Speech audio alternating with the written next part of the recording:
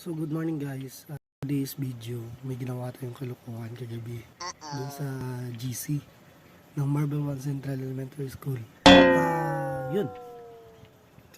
May ginawa akong loko-loko dun. Nag-emote-emote ako. Sorry guys, sa mga matawad nyo. Content lang kasi yun. Para lang may traffic ako. So good morning ulit guys. Today's video nga, kagaya na sinabi ko sa inyo kanina, na may ginawa tayong kalokohan gabi. So yun, ang ginawa ko, pina-high blood ko muna sila lahat. Pumunta ko dun para magalit silang lahat sa akin. Kasi nga, yun nga, ang content ko nun dun, nag-emote-emote ako dun. Pero hindi yun totoo. Ang ginawa ko lang dun, pina-high blood ko lang sila kasi, 2006 kami, batch 2006 kami sa Marble 1 Central Elementary School. So, nasa edad na kami na 30. So, yun ang naisip ko. Sabi ko, baka may mga sakit na itong iba. Tulad ko, meron din ako eh. So ang ginawa ko, para maiba yung situation,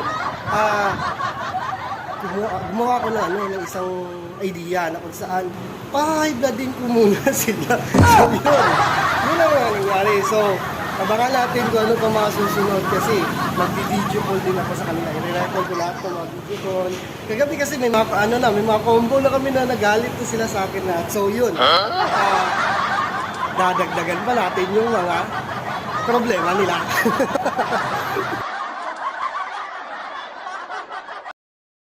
So dito nga guys, makikita ninyo lahat ng combo namin kung saan ang grabe, sasakit nila. So yun nga, wala tayong magagawa kasi nga, ginawa natin content dito. Kaya medyo may kasalanan din tayo. So sana mapatawad ako ng aking mga batchmates dahil pina-high blood ko silang lahat. So ito yung mga naging dito na. Sila John Ray Innocente, si Ivan Penuela na high blood na sa akin, si Trixie naman na hindi niya alam kung saan siya mag-uumpisa kasi nag-away na, si Maro Dilin naman na stress na sa akin, si Mark Anthony Cruz na nagalit sa akin, si Anaisa naman na walang kamuang-muang kung ano nangyayari, si Josarcy naman kung saan nabigla sa akin, si Regine Salis naman na kung saan nag-private message talaga sa akin, si Talangging naman na kung saan nagtaka at yung ako. At syempre mawawala si Christian Nicaro kung saan ito yung aawayin ko. So yun nga, bibidyo call muna natin sila mamaya. Para ma-record natin lahat ng mga videos ng mga video call natin sa kanila. So abangan natin ano.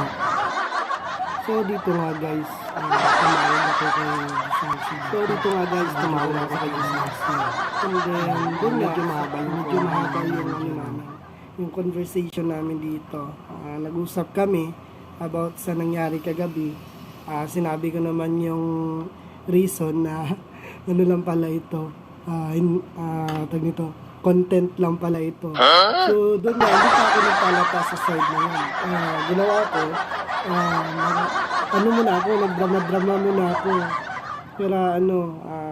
Pero mapapansin nyo dyan sa video ko, the way na tumatalikod si Josarcy, the way din na tumatawa ako.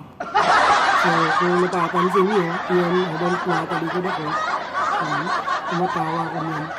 So, yun yung mga combo namin. Hindi ko kasi na-record yung mga audio na kasi pinapa-level up ko pa yung yung system ko. Char lang. So, yan, medyo mahaba yung conversation namin pero ika-cut off ko na lang yung iba para at least ko na. Sunod naman natin si John Ray. Yan. Sinunod ko mga muna dyan si Trixie bago si John Ray. Para naman okay.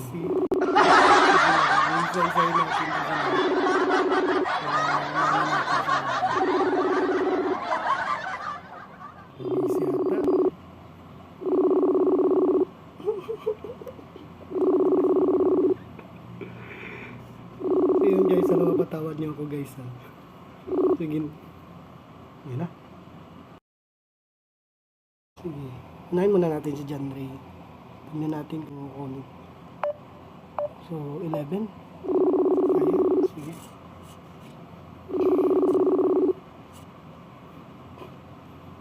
Yun. So yun nga guys, tumawag na si John Ray dito. Yun, nag-video call na kami. Akala niya nga dyan umiyak ako. Sabi niya sa akin, ano daw. Okay lang yan. Ay, yan naman, ano yan. Ganyan naman sinasabi niya sa akin. Saka, kung napapansin niyo dyan, may ginagawa si John Ray dyan. Pero sa huling video dyan, sabi ni John Ray sa akin, okay lang to, kaintindi, taya kita lang ni, yan ang sabi ni John Ray. So, sabi ko naman, naging ako ng pasensya sa nangyari kagabi, pero hindi nila alam na content lang pala ito. So, dyan, nakala ni John Ray, umiiyak ako, pero hindi niya alam na tumatawa lang pala ako dyan. Tapos, sinataktan ko lang yung bibig ko, para hindi niya mapansin na tumatawa ako, kundi akala niya umiiyak ako dyan. So yun, nag-advise siya dyan sa akin, sabi niya, okay lang na, hindi na siya, okay lang yan, kaya natin yan, ikaw pa, nandito lang kami, suporta lang kami sa iyo, pero hindi nila alam na nagko-content lang pala ako sa kanila. So yun guys, sana katawad niyo ako sa ginawa ko ngayon. Trixie, yung nag-message na si Trixie, balik tayo doon sa GC. Yun. So yun guys, pasensya na sa ginawa ko kagabi pero ang totoo, hindi ako nag-emote. Ginawa ko lang yun for content lang talaga, kasi sabi ko 30s na tayo Sabi ko, try ko daw kaya silang 5 blood din, ganun din. Pero pasensya na talaga sa ginawa ko sa inyo kagabi. So, sana makatawad niyo ako. Baka pagdating ko dyan, kulatayin niyo ako, parang ganun good. Baka ako yung may pasok sa sako, yung business si John Ray. And then, sa kay Christian May Caro pala, pasensya na talaga Ikaw pa talaga yung ginawa kong kaaway dyan. Hindi na kita binidyo call kanina kasi, medyo may pupuntahan din ako na tatrabahuin ko ngayon. Pupunta ko ng Sarangani mamaya para lang survey. So, pasensya na talaga sa ginawa ko kagabi actually, totoo talaga niyan, hindi ako lasing at hindi rin ako nag-emote kagabi. Pinagtripan ko lang talaga kayo kagabi. Lalo na kay Ivan, nagalit talaga si Ivan sa akin. Sorry talaga tol. Sana magpatawad mo ako. So yun lang. Thank you talaga guys, and good luck para tomorrow. Sana marami tayo bukas, and then sa kay Michelin, ingat ka sa pagbiyahe mo. Mamaya February 2, andito ka na ata sa Marvel. I don't know kung nakabiyahe ka na kaninang umaga, almost na ngayon 11 ng tanghali. So baka nandito ka na, nagbiyahe ka na siguro papuntang Marvel. So keep safe lang tayo lahat kasi maulan din. Sana hindi umulan bukas. So pasensya na talaga sa ginawa ko Actually wala talaga akong intention makipag-away, pero ginawa ko lang talaga to. So content lang talaga. Thank you. Please like and share and subscribe to my YouTube channel. Thank you kayo. So yun, shoutout nga pala sa batch 2006 ng Marble 1 Central Elementary School. Kita-kits tomorrow, and I hope na makapatawad niyo ako sa ginawa ko. Sorry talaga mga batchmates, sorry talaga.